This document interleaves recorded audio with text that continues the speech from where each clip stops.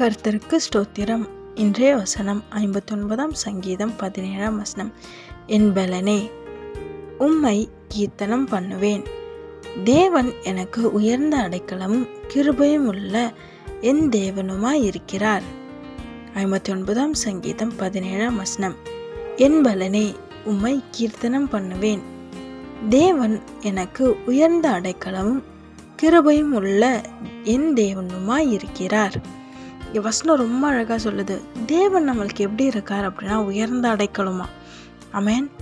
நம்மளுக்கு ஏசப்பா அடைக்கலமாக இருக்கிறார். இந்த உலகத்தில் வர ஆபத்துகளுக்கு, இந்த உலகத்தில் வர பலவீனங்களுக்கு எல்லாவற்றுக்கும் விலக்கி நம்மளை காப்பாற்றி அடைக்கலமாக இருக்கிறார். ஆமென். நம்மளை எல்லா விதமான பிரச்சனைகளுக்கும் விலக்கி நம்மளை பாதுகாக்கிற ஒரு தேவனாக இருக்கிறார். இந்த வசனம் ரொம்ப அழகாக சொல்லுது, உயர்ந்த அடைக்கலம்.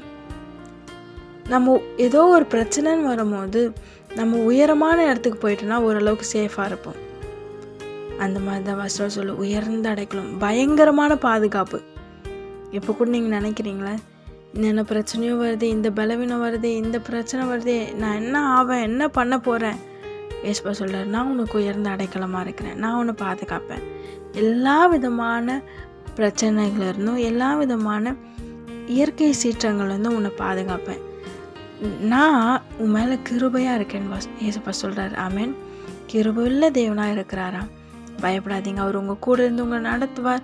உங்களை கீர்த்தியும் புகழ்ச்சியுமாக வைப்பார். நீங்கள் வெட்கப்பட்ட இடத்துல கீர்த்தியும் புகழ்ச்சியுமாக உங்களை வைத்து ஆசீர்வதிப்பார். ஆமென்.